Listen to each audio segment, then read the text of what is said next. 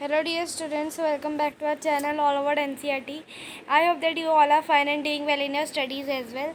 आज हम लोग करने वाले हैं क्लास 9th का chapter number 1 matter in our surrounding की एक्सरसाइजेज। ये चैप्टर हमने ऑलरेडी ख़त्म कर लिया है। ये चैप्टर बहुत ही बेसिक से शुरू हुआ था। इसमें आपको बेसिक चीज़ों से लेकर एडवांस तक बताया था। ऐसी चीज़ें आपने पहले ही पढ़ी हुई हैं, लेकिन पहले आपने इतनी डिटेल में नहीं पढ़ी थी, लेकिन 9th क्लास में इसको थोड़ी डिटेल में पता है।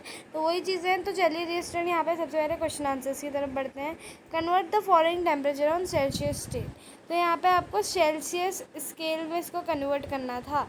ठीक है, रिमेंबर एक डिग्री स्केल होती है और एक सेल्सियस स्केल होती है। ठीक है, सेल्सियस स्केल जो आपका थर्मामीटर होता है, ठीक है, जो आप नापते हैं उसमें सेल्सियस स्केल आती है। तो वही सेल्सियस स्केल की यहाँ पे मैं बात कर रही हूँ। 300 के यानी कि केल्विन। तो यहाँ पे ये आपका दूसरा वाला है केल्विन। तो यहाँ पे देखो, तो ये हो जाएगा 300 माइनस 273, क्योंकि हमें पता है कि 0 डिग्री कितना, 0 डिग्री केल्विन कितना होता है, 273 होता है। ठीक है, तो यहाँ पे मिल गया 27 डिग्री सेल्सियस। उसके बाद फिर आते हैं 573 केल्विन। तो इसका भी हमें 0 डिग्री वाले जो 273 है उससे माइनस करके आंसर मिल जाएगा, जो कि है 300 डिग्री सेल्सियस। क्वेश्चन नंबर 2 आता है convert the following temperature into kelvin scale. In temperature को केल्विन स्केल में कन्वर्ट करना है। ठीक है, तो हमने पहला है 250 सेल्सियस। 250 सेल्सियस को कैसे करेंगे, 250 तो 25, हमारे पास जो 25 है प्लस 273, तो हमें मिलेगा 298 केल्विन। उसके फिर 730 Celsius.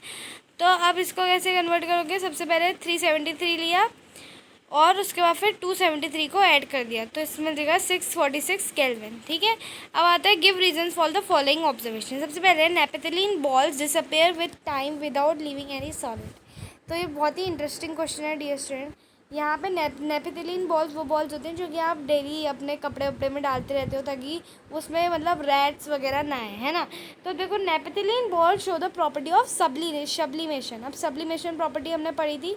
Evaporation of naphthalene takes place easily and so it disappears during course of time without living solid. ठीक है, तो ये हमारा हो गया, नेपथलीन बॉल थी सॉलिड और धीरे धीरे वेपराइज होकर गैस फॉर्म में कन्वर्ट होती है, तो सब्लिमेशन की प्रोसेस आई। उसके बाद इवेपोरेशन जो होता है नेपथलीन बॉल्स का, वो बहुत ही इजीली टेक प्लेस करता है। तो जैसे जैसे आप लोग अलमारी में रखते हैं कपड़े, तो धीरे धीरे आपकी नेपथलीन बॉल्स गायब होती हैं without living any solid. Okay, now next आता है we can get the smell of perfume sitting several metres away. Suppose मान लो कि आप एक कमरे में बैठे हो और दूसरे कमरे में एक इंसान ने परफ्यूम डाला है और उसकी खुशबू आपको तुरंत आ जाती है। अब इसका एक कॉमन एग्जांपल आजकल के सीज़न से लेकर हम लोग दे देते हैं रोल ऑन का। डियर घर में आजकल देखो, जब भी ये डेंगू वगैरह के मच्छर वगैरह आ रहे हैं, तो हम लोग रोल ऑन लगाते हैं। तो रोल ऑन की जो खुशबू होती है वो पूरे पूरे घर में फैल जाती है। तो भाई ऐसा कैसे होता है कि भाई हमें कोई परफ्यूम लगा रहे हो और उसकी खुशबू, हम बहुत दूर बैठे हैं लेकिन हमें फिर भी आ रही है। तो perfume vaporise very fast and its vapours diffuse into air easily. Diffuse यानी कि उसके जो परफ्यूम के पार्टिकल्स हैं वो एयर के पार्टिकल्स के साथ इंटरमिक्स हो जाते हैं। इसको हम डिफ्यूजन वाली प्रोसेस के बारे में मैंने आपको अच्छी तरह समझाया था चैप्टर एक्सप्लेनेशन करते समय।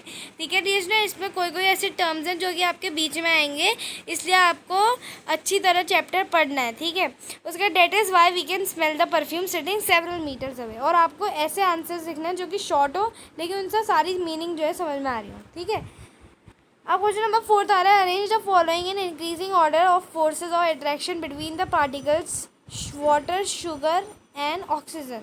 फोर्सेज ऑफ अट्रैक्शन यानी कि कौन किस में अट्रैक्शन की फोर्सेस बहुत मतलब इंक्रीजिंग ऑर्डर, मतलब धीरे धीरे इंक्रीज हो रही है। किस में सबसे कम है पहले वो लिखोगे, किस में ज़्यादा है ज़्यादा है।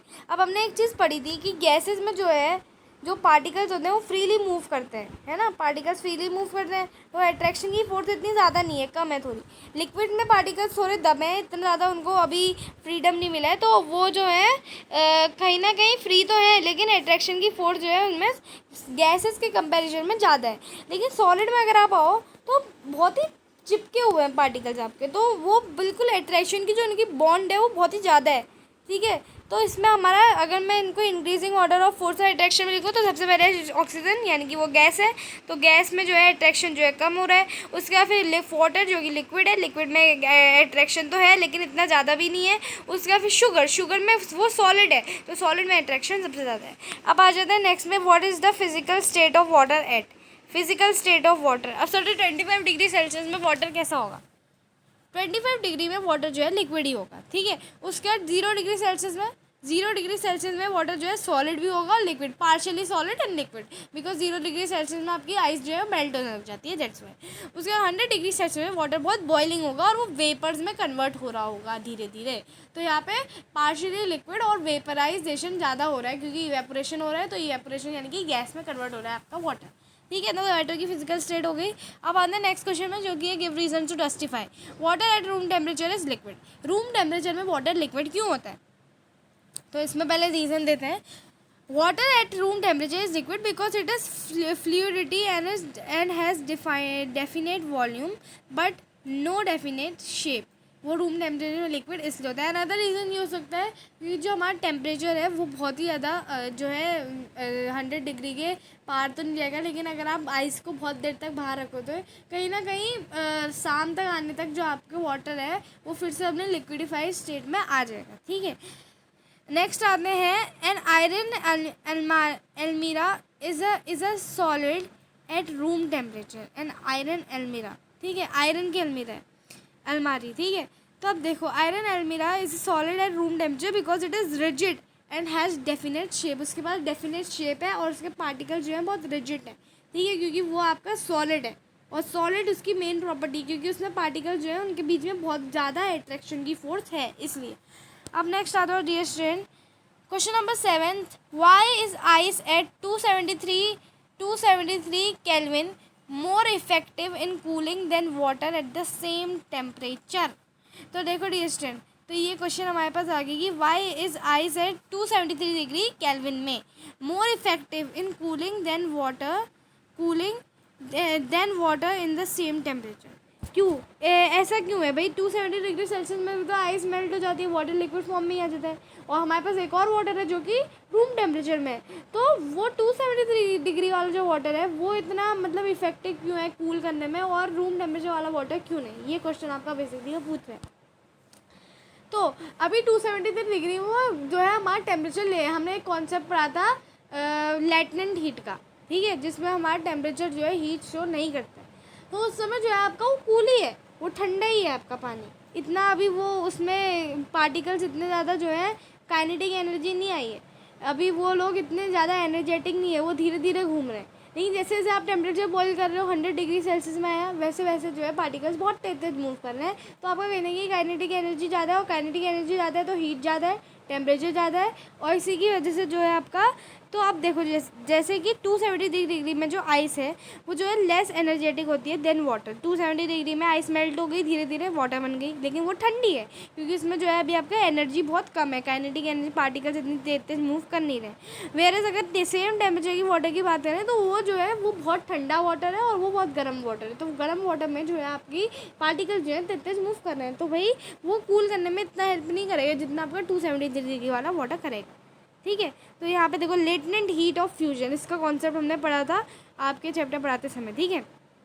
It is because difference in latent heat of fusion which is present in the water at the same temperature in the form of extra energy. तो ये हमने पढ़ लिया। अब आते हैं क्वेश्चन नंबर 8 में, what produces more severe Burns, boiling water और स्टीम। बॉइलिंग वाटर प्रोड्यूस करेगा, स्टीम करेगा। भाई हमने एक कॉन्सेप्ट पढ़ा था, हमने अभी ये चैप्टर इवेपोरेशन में जब पार्ट में पढ़ा रही थी आपको, तो बहुत इजीली था। ऐसा बहुत बार होता है जब हम लोग स्टीम में, देखो मोमो भी स्टीम में ही पकते हैं। अब अगर हम बात करें स्टीम की, तो कभी कभी क्या होता है जिसमें आप पानी गर्म करते हैं, तो अगर आपने गलती से मतलब जब आप उसको स्विच बंद कर रहे हैं, बहुत तेज तेज जिसका स्टीम आ रही है और आपका यहाँ पे बहुत सीवियर बर्न हो गया, ठीक है, और बर्न बहुत दिनों तक रहता है, ठीक है। अब देखो ऐसा क्यों होता है कि भाई स्टीम से ज़्यादा अच्छा बर्न हो रहा है या बॉइलिंग वाटर से, ये जो है बहुत ही ट्रिकी क्वेश्चन आपका ज़्यादातर माना जाता है, लेकिन इसका आंसर बहुत ही सिंपल है। ये क्वेश्चन मैंने आपको पढ़ाते समय भी बहुत अच्छी तरह समझाया था। इसमें बस आपको ये समझना है कि भाई देखो एक बात बताओ कि जब आइस थी 273 डिग्री उसमें, तो उसमें मेल्ट हुई आइस, पार्टिकल्स बहुत धीरे धीरे मूव कर रहे थे, धीरे धीरे टेम्परेचर राइज हुआ 100 डिग्री सेल्सियस है, पार्टिकल्स बहुत तेज तेज मूव कर रहे हैं और जिन पार्टिकल्स में काइनेटिक एनर्जी बहुत ज़्यादा है वो पार्टिकल्स बाहर चले जा रहे हैं, यानी कि वो वेफर फॉर्म में आ जा रहे हैं। अब जो पार्टिकल्स गैस में कन्वर्ट हो गए, अब देखो हमने एक चीज़ पढ़ी थी, सॉलिड से लिक्विड आने के लिए भी हमें हीट चाहिए, यानी कि गर्म करना पड़ेगा, टेम्परेचर को राइज करना पड़ेगा, और लिक्विड से गैस आने में भी हमें टेम्परेचर को राइज करना पड़ेगा, यानी कि टेम्परेचर बढ़ाना पड़ेगा। तो लिक्विड से गैस आने में भी टेम्परेचर बढ़ा हमारा 100 डिग्री सेल्सियस पर, यानी कि गैस वाले फॉर्म में जो है ज़्यादा पार्टिकल्स में ज़्यादा काइनेटिक एनर्जी होगी, ज़्यादा जल्दी जल्दी घूम रहे होंगे, और ये ज़्यादा घूम रहे होंगे तो क्या होगा, टेम्परेचर ज़्यादा होगा, क्योंकि काइनेटिक एनर्जी ज़्यादा है तो टेम्परेचर भी ज़्यादा होगा, और आपका ऑब्वियस सी बात है कि स्टीम में आपकी ज़्यादा हीट प्रोड्यूस होगी। तो यहाँ पे सिंपल सा आपका ये कॉन्सेप्ट रखा है, ठीक है डियर स्टूडेंट। तो यहाँ पे स्टीम से हमारा ज़्यादा सीवियर बर्न्स होंगे, ये आपका आंसर होगा, ठीक है। Steam produces more severe burns than boiling water, this is because steam has more energy than boiling water present in the form of latent heat of vaporisation. Latent heat of vaporisation भी हमने पढ़ा था, ठीक है dear student, जिसमें आपका thermometer 100 degree के बाद जो है आपका टेम्परेचर राइज नहीं शो कर पा रहा है, वो हमने पढ़ा था, ठीक है। नेक्स्ट आता है डियर स्टूडेंट क्वेश्चन नंबर 9 में, name A B C D E and F in the following diagram showing the change in the state, ठीक है। अब देखो डियर स्टूडेंट यहाँ पे हमें आंसर बताना है, ठीक है। सॉलिड से लिक्विड ट्रांसफ़र, सॉलिड से जब लिक्विड होता है तो हम उसे क्या कहते हैं, सॉलिड, देखो लिक्विड से सॉलिड क्या होता है, सॉलिडिफिकेशन होता है, ठीक है। तो डी तो आपका सॉलिडिफिकेशन हुआ, फिर सॉलिड से लिक्विड क्या होता है, मेल्टिंग होता है ना, सॉलिड से लिक्विड हमने मेल्टिंग पढ़ा था। देन लिक्विड से गैस क्या होता है, बी है, लिक्विड से गैस, आप लिक्विड से गैस होता है बॉइलिंग, ये भी हमने पढ़ा था। उसके बाद गैस से लिक्विड क्या होता है, गैस से लिक्विड क्या होता है डियर स्टूडेंट आपका, गैस से लिक्विड भी हमने पढ़ा था कंडेंसेशन के द्वारा होता है। उसके बाद फिर हमने नेक्स्ट पढ़ा था कि जो आपका है decrease heat and increase pressure, F हमने पढ़ा था, और एक है increase heat and decrease pressure, solid से डायरेक्ट गैस में कन्वर्ट हो रहा है तो, और गैस से डायरेक्ट सॉलिड में कन्वर्ट हो रहा है तो। जब सॉलिड से डायरेक्ट गैस में कन्वर्ट होता है तो हम उसे क्या कहते हैं, हम उसे कहते हैं सब्लिमेशन। लेकिन जब आपका डिक्रीज गैस से सॉलिड में कन्वर्ट होता है तब भी हम उसे तब हम उसे क्या कहते हैं, सब्लिमेशन ही कहते हैं डियर स्टूडेंट, है ना। तो हमने दो चीज़ पढ़ी थी, एक तो थी कि जब आपका सॉलिड से डायरेक्ट गैस में कन्वर्ट होता है, ठीक है, सब्लिमेशन हुआ, गैस से सॉलिड में कन्वर्ट हो रहा है तब भी आप उसे क्या कहते हैं, आपको एक और वर्ड दिया था डी से डियर स्टूडेंट, आपकी बुक में आपको दिया है वो वर्ड, लेकिन अगर आप उसका सब्लिमेशन भी लिखते हैं तब भी आपको उसमें मार्क्स जो है मिल जाएंगे, ठीक है डियर स्टूडेंट। तो नेक्स्ट आते हैं डियर स्टूडेंट, पेज नंबर 3 में कुछ कॉम्प्रिहेंशन चेक दिए थे आपको, उसके आंसर्स भी हैं, लेकिन वो सब मैंने आपको करवा दिए थे, ठीक है। पढ़ते समय ही मैंने आपको हॉट सिजलिंग वाटर का मतलब फूड का कैसे स्मेल रीच करती है, ये सारी चीज़ें हमने पढ़ ली थी, ठीक है डियर। तो यहाँ पे आपका आज के लिए इतना ही, और बहुत ही सिंपल से क्वेश्चन आंसर्स थे, मज़ा आया होगा आप लोगों को बहुत।